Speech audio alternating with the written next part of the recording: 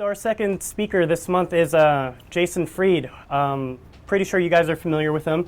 If you don't know, he works in Chicago in the West Loop, kind of by Kudal Partners, where our last speaker was, by Threadless, and a lot of other great design studios out in the West Loop. This is their beautiful office. Jason, do you guys give tours and let people check it out? Yeah, we can do that. All right. Yeah. So, not like individually, but you know. So we're going to take this Creative Mornings to the 37 Signals studio after this morning. They make these apps right here, Basecamp, High-Rise. I imagine you guys are using this. I know at Threadless we do. They also, Basecamp right here. He's also written a book with his one of his partners. And he also, kind of like Jim from last month, started working with clients. But the interesting thing is he fired all of his clients to do things like Basecamp, to do things like High-Rise. And I think that's what we can kickstart this morning with. Jason, tell us a little bit about how 37 Signals got started into what it is today. Sure, and thanks for having me, by the way, and for asking me to do this. We started out in '99 as a web design company, like a lot of companies sort of at that time. We were we had big eyes, and we were looking to do a lot of big work for a lot of big clients and the whole thing. We were kind of swept up by that. And we realized a few years in that wasn't really as exciting as we thought it might have been. Mm-hmm. But we were really busy at the time, so we needed a way to keep track of all of our client projects that we were doing. And we looked around at a variety of different pieces of software that existed at the time, Microsoft Project and stuff like that, and email, which is what everyone usually uses to manage projects. And we found that it just didn't really work very well for us. So we decided to build something on our own for our own internal use. And that turned into a product that we were using internally. And we started using it with our clients, and they liked it, and the kind of light bulb went off and said, maybe we can do this, maybe we can create a product out of this. Mm-hmm. And so we did, and it turned out that became Basecamp, and about a year later, Basecamp was making more money than our client work was doing, so we were happy to fire the clients at that point. But the key is that we did both for a while, just like Jim.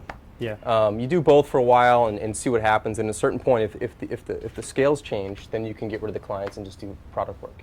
At what point did you start to realize, hey, maybe we should sell this as a service to other people that might want to use this as their own tool? Yeah, it started because our clients who were using it with kept saying, I need something just like this. What is this thing that you're using? Where can I get it? Mm-hmm. And the answer was, you can't, because it's not a product. It's just our own internal thing. And we realized pretty quickly that once we started using it with a few clients that there was something there. And then the realization set in that we're not special. We were a small company, lots of small companies out there. We're a small design shop. Right. Lots of hundreds or thousands or tens of thousands or hundreds of thousands of those out there. And if we need it, someone else probably needs it. And so let's try it. Cool. So something interesting, just as Chicago history, BBDO actually hosts Salon Series here, and one of their recent guests was Carlos Segura. And I know if you go way back, or at least according to Wikipedia, it says that Carlos, started 37 Signals with you, and he has something to do with the 37 Signals identity. You want to talk us through that and why he left? And are you guys still BFFs, or what's going on here? We are. So Carlos, so 37 Signals was me, a guy named Ernest Kim, and Carlos Segura. And I met Ernest because I was working on my own as a website designer. Just out of my apartment, basically, and I started getting sick of just doing work on my own. And I met Carlos, I forget through someone, but I actually did some work for Carlos at one point. But then I decided that I maybe shouldn't be working on my own. I should go get a job and see what that's like. Because I've had, when I was growing up, I had lots of jobs. When I got out of school, I had a job for a few months. I quit, then I've been working on my own for a while, and I'm like, maybe I should get back into this job thing. So I went and interviewed with Organic online, which was opening an office here in Chicago, and Ernest Kim was the creative director over there. And I interviewed with Ernest, and I didn't take the job, but I liked Ernest a lot, and we sort of kept in touch. And Ernest knew Carlos, and I knew Carlos, and Carlos was a print designer looking to get into the web, and Ernest was a great web designer who hated working for a big company, and so he's like, maybe I should quit organic and start something new, and Carlos is like, maybe I should get in the web thing, and I'm like, well, I don't want to work on my own anymore, so let's all team up and see what happens. And then Carlos left about a year later. Carlos, if anyone here knows Carlos has like 50,000 things going on at once. He's got Segura Inc., he's got T26, he had something called Thick Face Records, he has something called 5-inch, which is a CD thing, he's got this car blog, he's just got a lot of stuff going on. And for Carlos, 37 Signals was maybe 20% of his time. For me and Ernest, it was 100% of our time. So there was just some general conflict there, but not in a bad way at all. So Carlos and I are great friends. I see him all the time. Everything's totally fine there. But it was the right thing at the time to split off, and so everybody who was totally dedicated could focus on that. Yeah. So when you guys were doing web stuff as a web firm, you guys did some pretty notable work with, I think, Panera, and you guys designed the meetup.com site. What kind of accounts did you work on? And I mean, it seems like those are fun projects to be working on, and all of a sudden you leave that. Well, we worked with clients who could stand us, because that was kind of part of the thing, is that we're very opinionated. We were always at the beginning, too. Our original site, if you go to 37signals.com/manifesto, is still up. And it was black and this was launched in '99. It was black and white. It was all text. There were no pictures. There's no pictures of our work. It was all ideas. Here's what we believe. And we thought that was important. And I think it's important for anybody who's in this industry to believe in something and state it very clearly, because as good as you are, there's 100 other people just like you who can do the same kind of work that you can do. But not everyone's going to share the same opinion and have the same personality and have the same drive and interest in certain topics. So I think it's really important to share your ideas, and for design firms to be a lot more about ideas than just showing the work that they've done. Because at the end of the day, if a client's coming to you and they're looking at a bunch of work, and they look at someone else's site and there's a bunch of work, like a lot of that stuff just fades into the background for them. It's just all pretty pictures. So what else are you? What else do you stand for? And so we tended to attract the type of clients who believed in what we believed in, and that was really important. So it didn't matter if they were big or small. It's just like, can we get along? And so there's this interesting trend in Chicago. Kudal started it. You mentioned it. Even Threadless started as clients, then working onto their own products, their own startup. How can all of us here, I mean, I think for the most part, we're all working at different studios, different agencies. How does an agency or a studio make some sort of transition from client work to more self-generated projects and products? I feel a bit repetitive because Jim sort of covered this really well last time, which was you've got to treat this side project as a client. And if you just say we're going to dump this and start something else, it's probably not going to happen. So you got to find 20% of your time to work on something else and dedicate time to it, and not just say I'll do it in our spare time, because that'll never happen either. Right. But you've got to have an idea, and you've got to. I believe you've got is a little strong, but you probably should scratch your own itch, and that's kind of the key here. And that's what Jim did, and that's what we did. We built tools that we needed, and the great thing about that is that you can judge quality directly that way, instead of by proxy. And what I mean by that is, if you're building a tool for somebody else and you're imagining what someone else might want and how they might want to use it, it's very hard to decide or to know whether or not it's any good, because you're not directly feeling whether or not this is solving a real problem. And that's why I think it's important to solve your own problems and recognize that your problems are not unique, and there's a lot of other people like you with the same problems, but you got to solve your own first and then put that out there as a product. And I think that that's the best advice I can give for getting started in something like this. Have you ever noticed any time overlap where you have a lot of client deadlines that you're trying to run, but you're also itching to push out a certain feature or portion of your other product? How do you balance that time, and what are some of the struggles and how you've coped with those things? Well, now we don't do any client work, so we don't have that problem today, but when we first started, it was just like anything else. You have 5 clients who are all demanding, and then you have your own product which is equally demanding, and you've just got to make it all work. But it's a really good thing that you don't have enough time to do all this stuff, because it forces you to figure out what's really important, and forces you to say, what can I get done in 2 hours instead of 2 weeks, or 2 days instead of 2 months, or whatever it might be. And that's a really good constraint to have on you. Otherwise, forces you to prioritize. It forces you to prioritize and just come up with simpler solutions, because there's often this tendency to feel like you have to do more when it's really just the simple things that people use every day, Right. and they don't need more. They just need like in 2 hours you can probably get, and this is total generalization here, but whatever it is that you're working on, the first 2 hours is probably like where 80% of the value ultimately is. And then you can spend the rest of the time on polish and tweaking and stuff, which is good, but it's not good if it holds the feature up. So it's good to have that time constraint and be forced to make quick decisions and short decisions and scale back. Because throwing more time at something usually doesn't make it a whole lot better. Right. That's what I found. So I noticed in in following you online and kind of reading about the 37 Signal story, one thing you guys are really proud of is being bootstrapped, profitable, and proud. Yes. So kind of talk us through the beginnings of a startup and your belief in that try going bootstrapped instead. And maybe you can explain to the people at home and in the audience what do you mean by bootstrapped? Yeah, bootstrapped. It basically means you fund it yourself, you do it yourself, you don't go out and raise money. You might borrow some money from a friend or a family member, something like that, but it's not about going out and getting a big investment or even a loan. Sometimes people think bank loans are bootstrapping, which may or may not be the case. I don't know who wrote the definition, but fundamentally it's kind of doing it on your own. And I'm a big fan of that because I think, again, it puts the right pressures on you when you're first starting out. If you have a lot of money in the bank, you don't have a lot of urgency, you don't have a lot of pressure. You don't have to try and make something that's going to be successful because you're spending someone else's money, and that's the easiest thing in the world to do and the worst thing for you, ultimately. So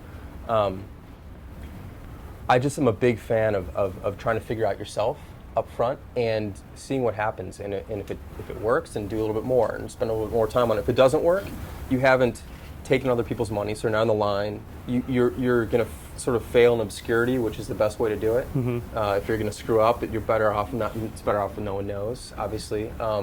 And the pressure is just not going to be on you from external sources to do things that you don't want to do. And I just think that's sort of the best way to do it. It's not the easiest way to do it necessarily, but I think it's the right thing to start to try and do it on your own. And you also maintain full, complete creative control, which I'm sure a lot of people in this room care about, because you probably don't have a chance to do that in your day-to-day work all the time. People are telling you what to do, and you're like, that's a bad call, but they're paying you and the whole thing. So this is a chance for you to do what you believe in and test it out. Sure.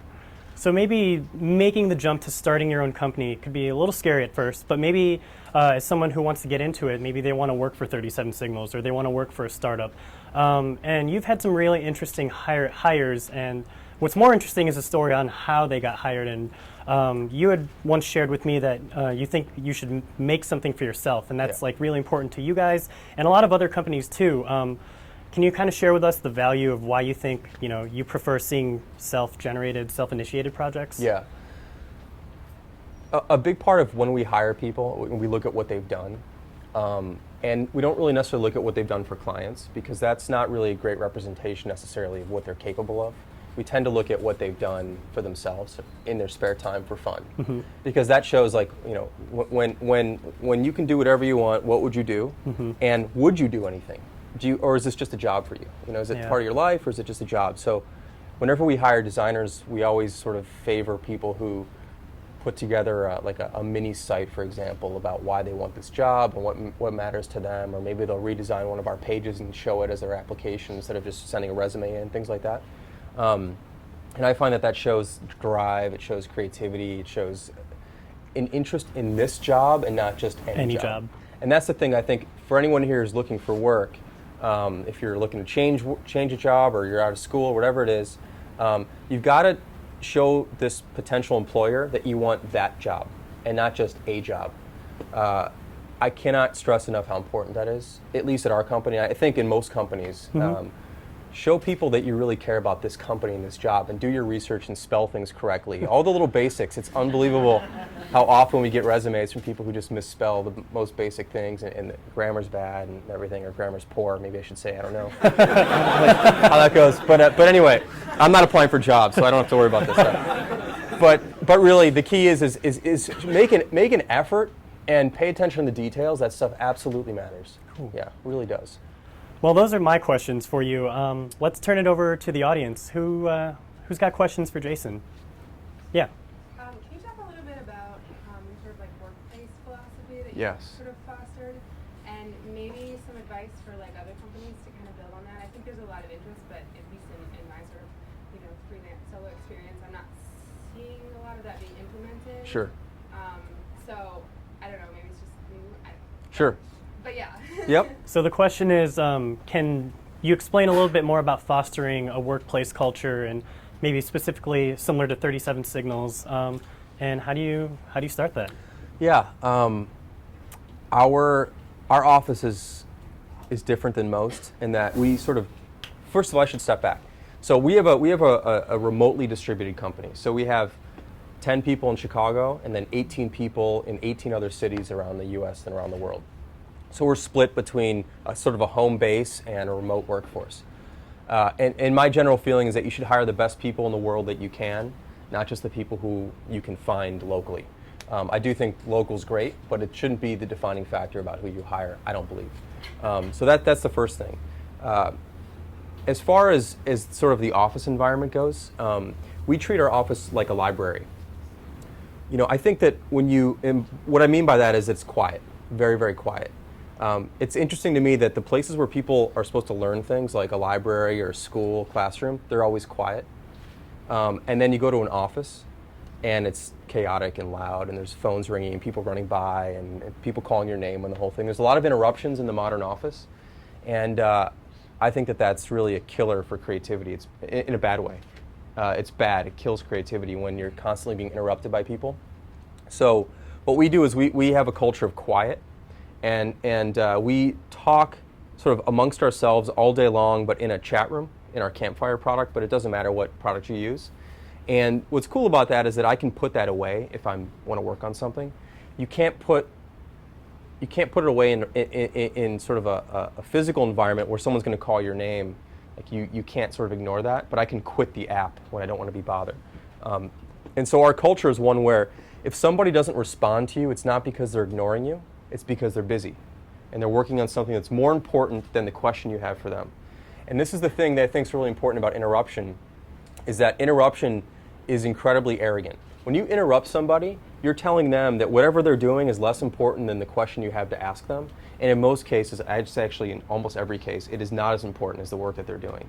So we're more of a passive company in that we'll put something in the chat room if no one's there, no problem. We don't go to the next stage of like, well, let's email them or let's call them or let's whatever. We just leave it there and let them get back to us later on. And that sort of really creates an environment where people can have long stretches of uninterrupted time to get things done.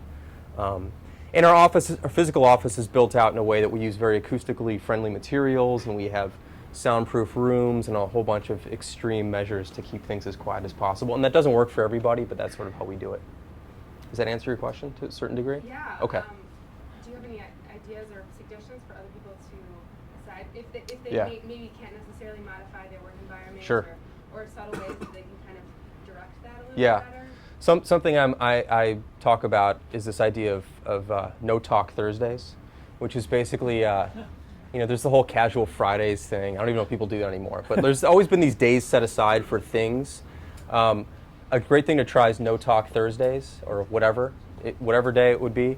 It might just be an afternoon. It might be an hour. Whatever it is, try maybe just one day a month, where the rule is nobody in the office can talk to each other at all for one day, or one afternoon, or 3 hours, or whatever it is, or just after lunch. And what you'll find is that shit gets done. Like, shit gets done when people are quiet. And maybe too much, some organizations wouldn't be able to do this all the time. We're kind of an all the time quiet thing, but that might not work for everybody. So, once a month or once a week or whatever it is, just give it a shot and see what happens. And it doesn't matter how the office layout is. It's just a matter of respecting each other's quiet privacy, and give that a shot and see what happens. It's interesting that you have more than half of your company in other cities. Can you tell us a little bit about how it is working with people that you don't get to see every day? Yeah, you've got to find the right kind of people who are comfortable in that environment, because not everybody can do that. Right. Some people feel very isolated. We're a company of introverts, me included, so it's nice that I don't have to see everybody every day and talk to everybody every day. And that's why I was hanging out in the corner up here while people are coming in. I'm not a big social person, and a lot of people in our company are the same way. So it kind of works out for us. But you do have to find people who are comfortable working at home, people who are comfortable working in isolation for long periods of time. And some people absolutely love it, some people don't. And if they don't like it, they're probably not right for us, or they can move to Chicago and be in the office. Or they just get another job, and that's fine. But we are. It's interesting because we're social. In this, Campfire is our office, so that's where we're chatting. Like, we probably in the past 5 years put together, millions of lines of chat. So we're talking all the time, but in a very quiet way, and in a way that we don't have to.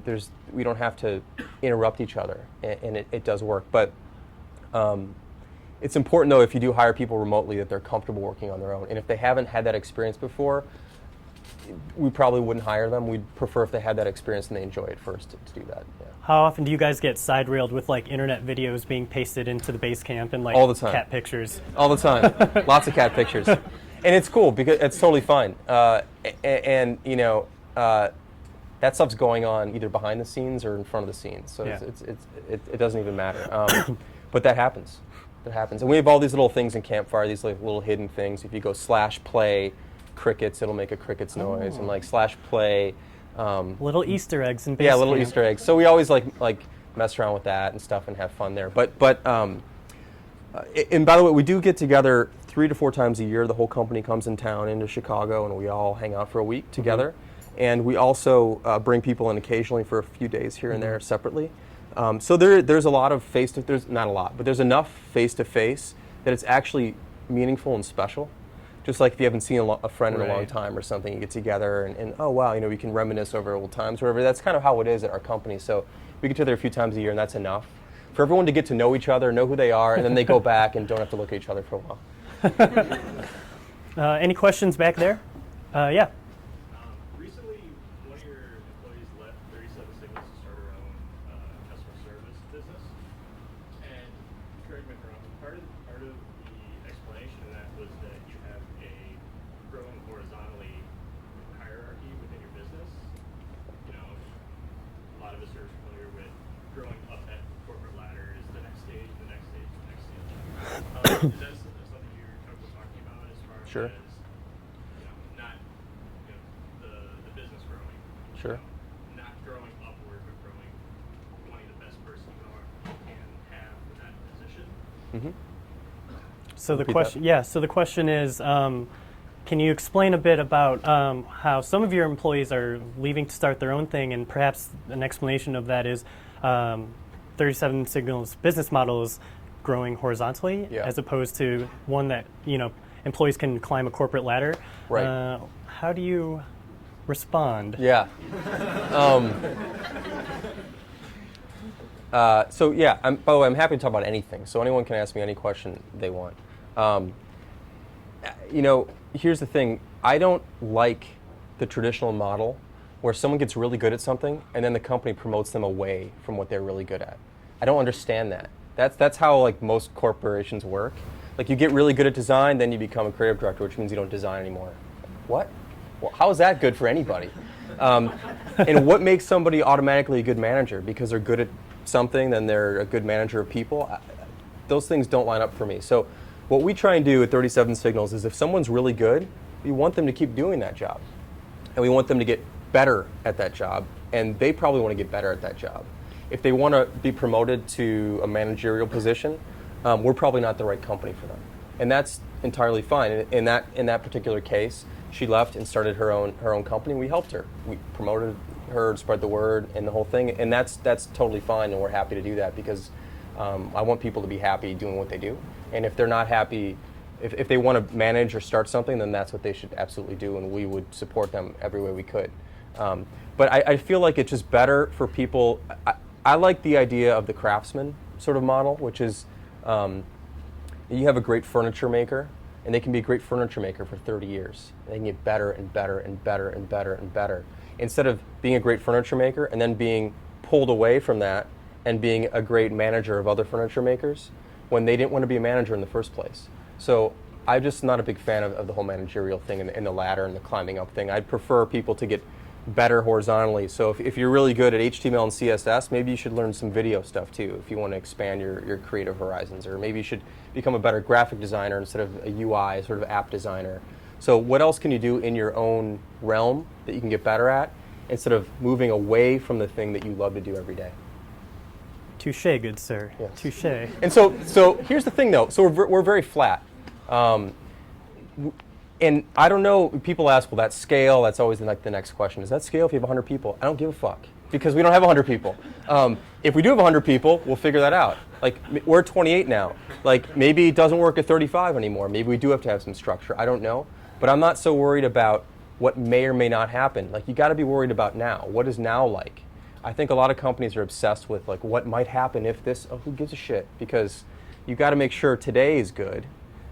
Today's not good, tomorrow doesn't matter. So you got to make sure the environment's good today. And I'm more of focused on that than I am about what may or may not happen, and how this model may or may not scale down the road. Sorry, I said fuck, but is it too early for that? It's Friday. It's Friday, fuck it. Fuck Fridays, yeah, there we go. All right. Yep. So, of all the advice in Rework, the one that I really couldn't get behind is working like 32 hours a week and having that be enough to get everything done and stuff like that. So does every employee at 37 Signals like follow that, or, you know, how do you even get to that point? Sure. So the question is 32 hours a week of work enough? So here's what that's all about. From May through October, we work 4-day weeks. We have Fridays off, but not everyone has Fridays off. Some people have Mondays off and Tuesday, whatever. So, but fundamentally, it's 4-day weeks in the summers.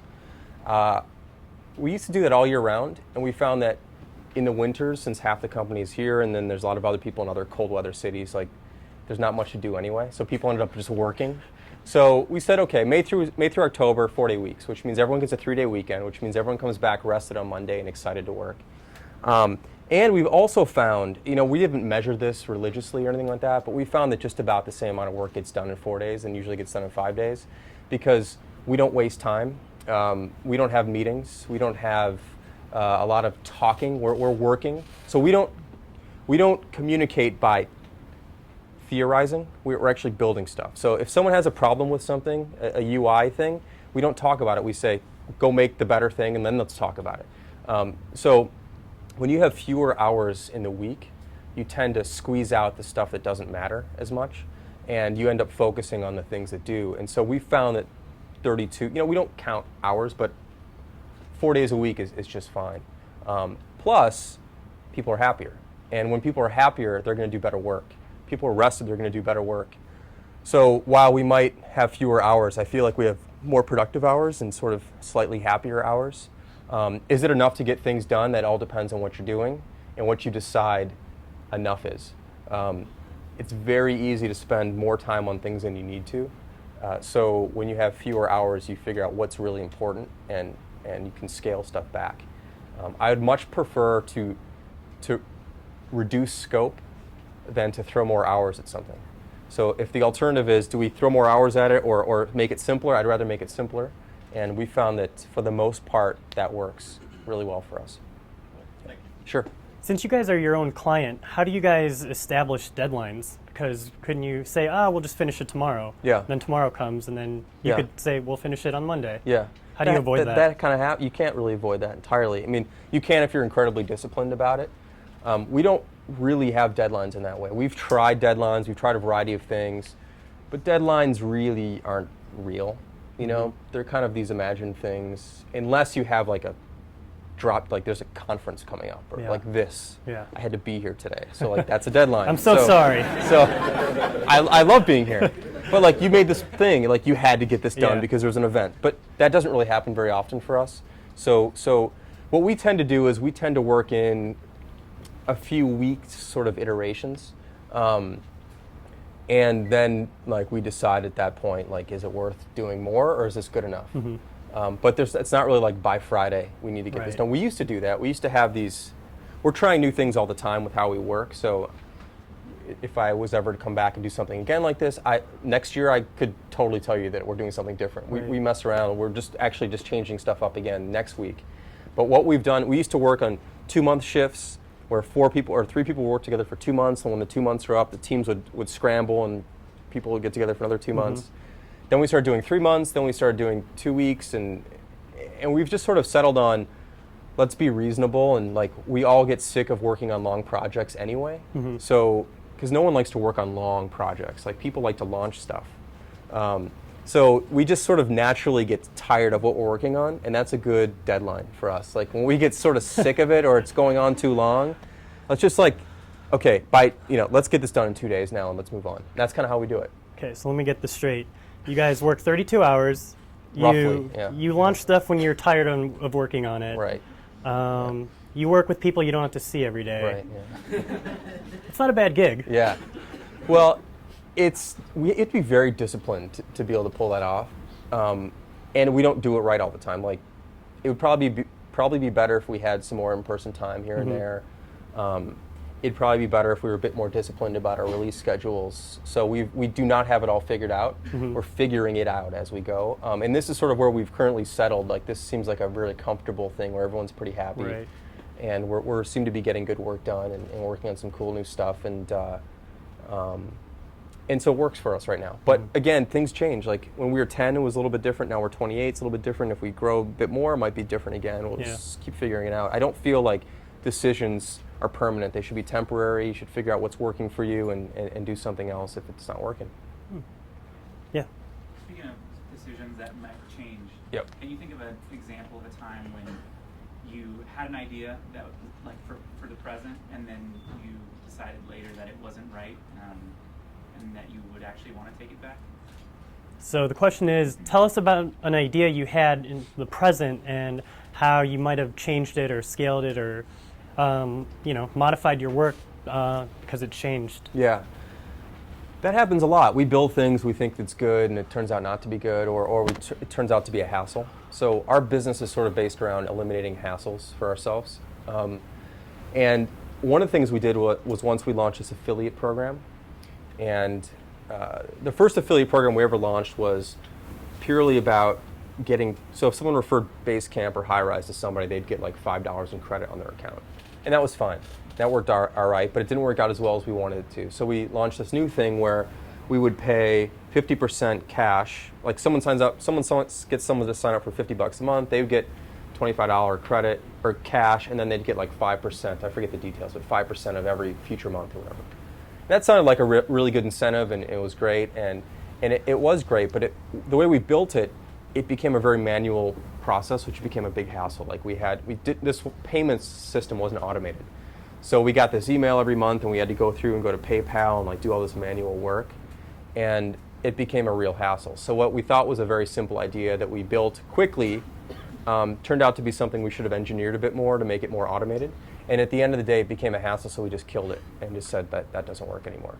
And the key point here is that I believe that you should kill things that aren't working. It's very hard, especially when you've invested time in things. But if something's not working, you got to get rid of it because it's just going to continue to weigh you down.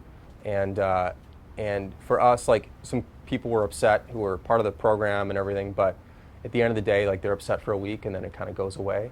And that we're freed up then to do other things that we believe in. So I think that there's all sorts of things you do. You might launch a feature, you might do whatever, and if it doesn't work, it's okay to pull it back or to kill it or to modify it or whatever. But the thing that's important though is to build it quickly, I think, for the most part, to get it out there and see.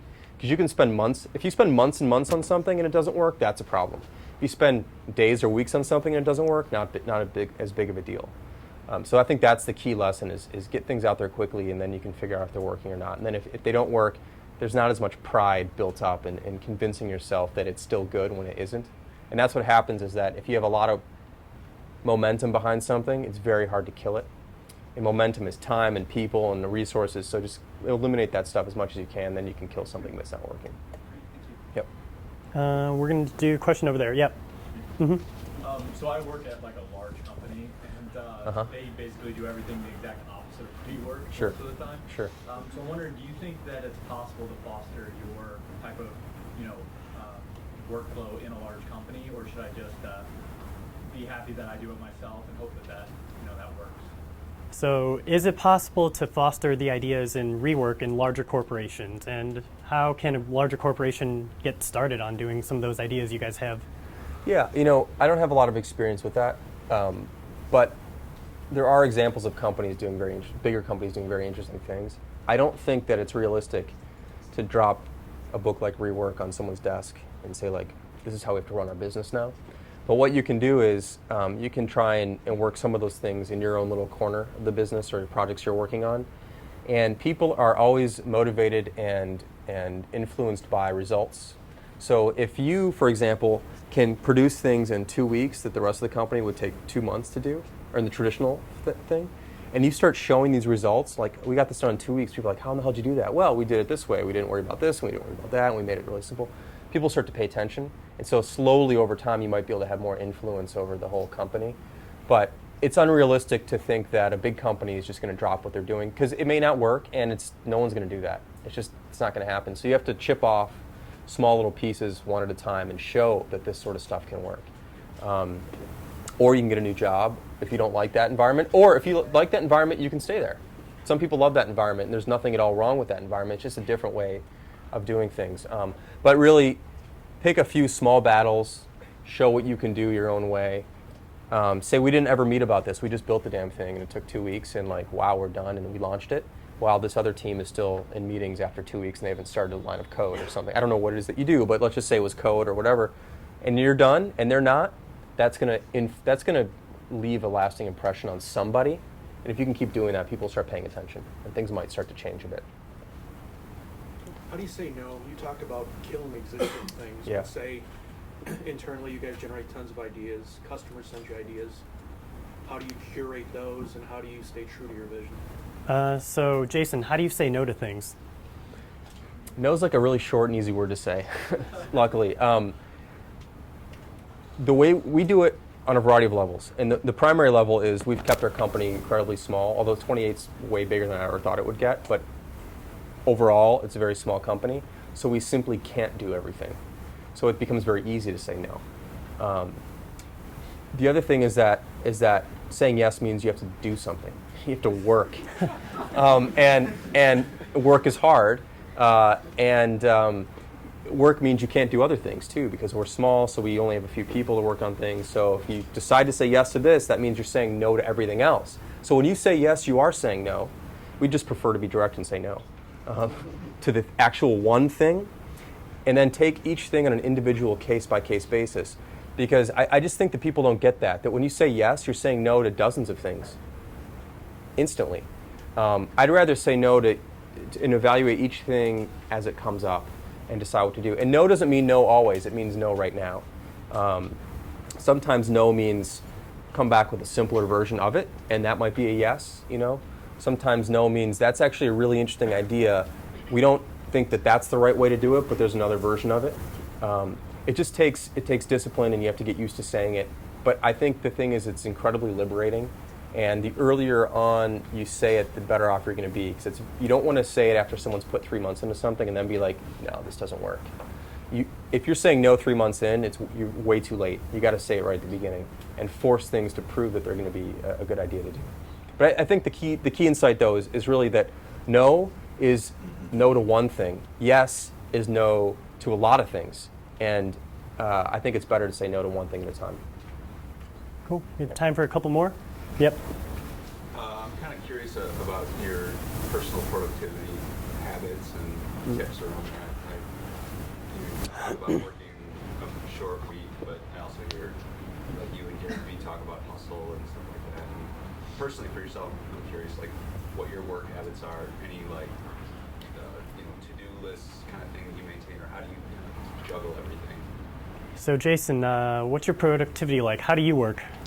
I'm not very good at that, actually. So I don't have a system. I'm a bit scattered. I'm doing a lot of things at once, which I don't like, but it's sort of just how I am right now. I've tried a variety of different things, and none of those things, they keep like pushing against my nature, and I feel like artificial systems don't really work. That being said, I think it's important. What I've noticed is that it's really important to be able to give things enough time, and if you're too scattered, you only give something a few minutes here and a few minutes there, then it's not going to be any good. So lately, I've been focused more on one thing at a time. and that sort of helped. But in general, I think creativity ebbs and flows, and productivity ebbs and flows. The idea that you can always be productive and that you're always going to be firing on all cylinders, and that if you just find that system that'll keep everything in order, then shit's going to be fine. It's just not the way the world works in anything. The world's about cycles. Nature's about cycles, seasons, all these things that, you have productive times, you have less productive times, more productive times, less productive times. And I think what I've found is that you got to know yourself and figure out like when you're actually really going to be super productive about something, and then pour as much energy into that moment as you can. And when you're less productive, maybe that's the time to do more of the scattered stuff and more of the busy work and whatever. Just recognize sort of those creative times. Like for example, we're working on something new. I sort of came up with this idea a few months ago, and for a month I was just extraordinarily effective. I was just nailing. I was designing things like really quickly and just nailing it. And then like it just went away a little bit. And I didn't force myself to try and like get back into that zone. I just sort of said, okay, like that time is up. Like I'm not gonna be like that all the time. So let me do some other stuff, and then like it goes down for a while, and then something comes back and I'm productive again. So I kind of try and follow my natural flows with that. I just don't feel like it's realistic to assume that you can always be at 100%. It's also not good to always be at 100% because you don't have any downtime, and it doesn't work for me. So that's sort of it doesn't really help. Maybe I don't know if that answer helps, but it's just the way it is. I just recognize my cycles and sort of go with them. It seems as if you're kind of following the momentum. You guys do products that you're interested in, you do work you're interested in, and you're kind of following that cycle. Yeah. You stop work when you don't feel like working on it, and for the better. Yeah. And yeah, it seems like you kind of manage where that momentum's going. You talked a lot about momentum before. Yeah, I just find that when you work on something that you don't like, it's not going to be any good. It's just going to show through that you just go through the paces and you don't really care. So I'd much prefer to put something on hold and get back to it when I'm back into it, than to sort of try and push through something. Right. And I know that doesn't work in every environment. Like if you're doing work for clients, something's due Friday, like you can't just tell the client, we'll get to it next year. That doesn't work. But you can create an environment where you don't have those pressures, which is sort of the environment we've created, and you can do things for yourself, and then you have a little bit more freedom in that area to do that sort of thing. Cool. One last question. I saw you raise it first. Yeah. So when you guys were launching Basecamp, you were kind of indirectly going up against other products which are already in the market, like Microsoft Project. Were you guys scared of if people would use the product or not? Because when most of the people are launching new things, there generally is something which is in the market, may not be very similar, but like you're always scared that will people use it or not. How do you overcome that? And did you guys have that in the back of your mind? So the question is, can you talk us through launching your product with other competition that already exists, and how do you get over the fear? Will new users, be attracted to this, and will people use my product? So, I don't think you should ever be afraid when you launch something. It's not a good place to be. The reason a lot of people are afraid when they launch something is because they're launching a Me Too product. They're launching a product that's just like everyone else's, and it doesn't need to exist. And I think that's when you start to get nervous. But if you have a unique point of view and you're launching something that's distinctly different and that provides something new or does something in a different way, then you're actually excited to release it and go out into the market with it. You never really know if people are going to use it, so we don't sort of do market testing or focus groupy stuff. I just don't believe in it. I don't think you can ask someone if they're going to use something, because there's no penalty to say yes or no. Like it's just a question. It doesn't mean anything. And I don't think questions mean a lot in that environment. So I think you got to just have faith in what it is that you're building. And key thing is again, if you build it for yourself, you know that if it's any good or not. If you have, you can build something for yourself and you might think it's good and it's not, and that's just a problem that you might have judging quality, and that's not something that anyone else can really help you with. But if you know what's good and you know the problems you have and you know that everything you do is solving that problem, then you can be pretty confident that hopefully other people will feel that way. Now, it doesn't mean that everyone, like when we launched Basecamp, barely any people used it. You know, we're not a grow like a hockey stick sort of company. We're slow growing. Again, getting back to the whole nature thing. Like things that are strong grow slowly and consistently over time. There's no huge spikes. You know, so up front, people might not be totally into what you're doing, but if you just believe in it and you promote it well and you do a good job, you shouldn't worry about what everyone else is doing. Because if you worry about competition, like you're just going to shut down because there's a million people doing exactly what you're doing. So you got to have a different spin on it. It's just like I like to think of it like a Italian restaurant or something like that, or like a restaurant. There's a bunch of Italian restaurants, a bunch of pizzerias out there, or whatever. Like, you know, everyone's a little bit different. Someone likes this chef, doesn't like this chef, likes this flavor, doesn't like that flavor. You got to have something unique. But if you open a restaurant that serves the exact same food as the restaurant next to you, you're fucked. But if you open a restaurant that's different than the one next to you, you've got a chance. You still might be serving Italian food, but it's different Italian food. It's your spin on it, it's your take on it. And I think that's the way you got to think about things and approach things. And the last thing I'll say about that is, and this comes sort of back to the idea of just design in general. The way you know if a design is any good is if it's starting to reduce the number of problems that something has. So if a design gets rid of a problem, then it's a good design. And if a product gets rid of a problem, then it's a good product, one step at a time, and that's sort of how you have to start thinking about it. You don't want to build things based on specs. You don't want to build things based on a list of things it should do. You want to figure out what the real problems are and build something that actually addresses each one of those problems and solve those problems individually, and then you're in pretty good shape. But to bring it all back, you can't run scared, you can't be afraid, because there's always someone bigger with more money, with more resources, and if you're always approaching it that way, then you're going to lose every time. So you got to feel like I'm doing something brand new here that's really interesting, that people are going to like, and it's unique, and I'm solving a problem, and that's what you have to put out there and hope that people agree with you and like it. It's not, I don't know, I don't feel like a lot, it's hard to give you a specific answer more than that, but just believe in what you're doing and solve your own problems, and hopefully other people have the same exact problems as you do.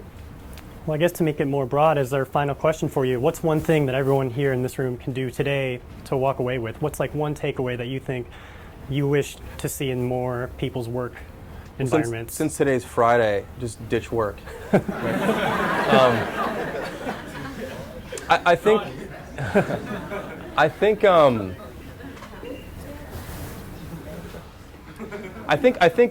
that something that's important to keep in mind is that less is always an option.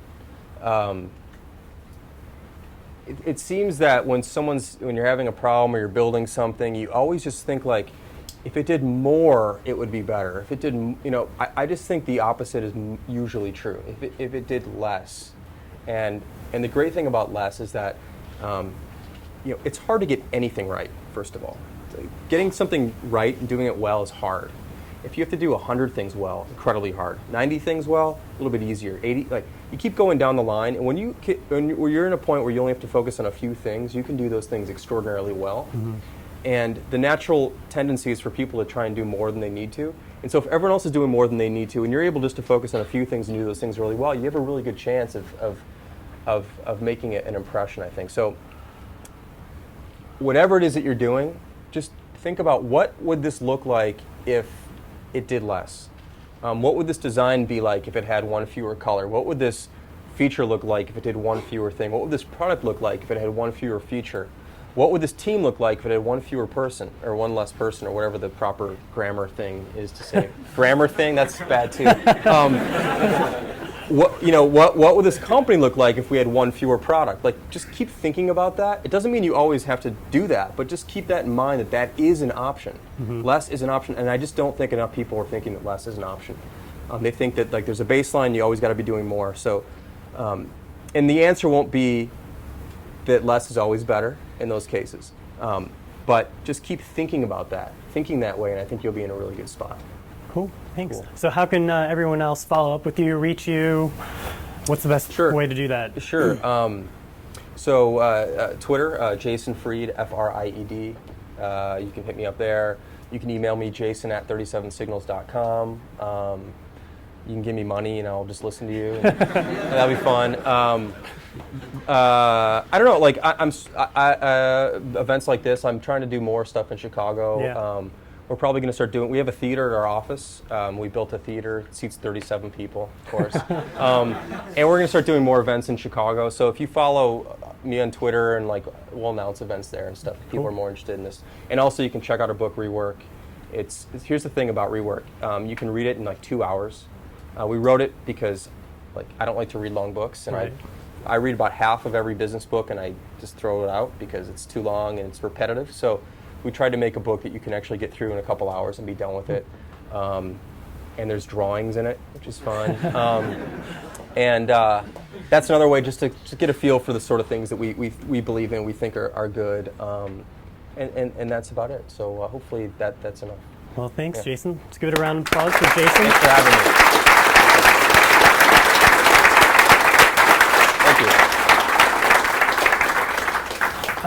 Just wanted to thank my super awesome volunteers, James, Charlie, Chris. Where are you guys? Stand up, raise your hands. Give these guys a round of applause.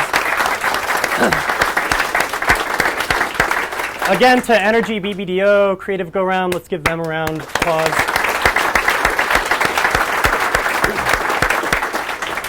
You guys can follow up with more Creative Mornings events. It happens every month at the last Friday of every month. CreativeMornings.com, where you can see who's the next speaker. To kind of tease it for you guys, we're going to have our next guest is Digital Kitchen. They just got a brand new office, and they're inviting us to their space to check it out, so that's going to be a really fun one. And yeah, thanks. Enjoy your morning, guys. Thanks.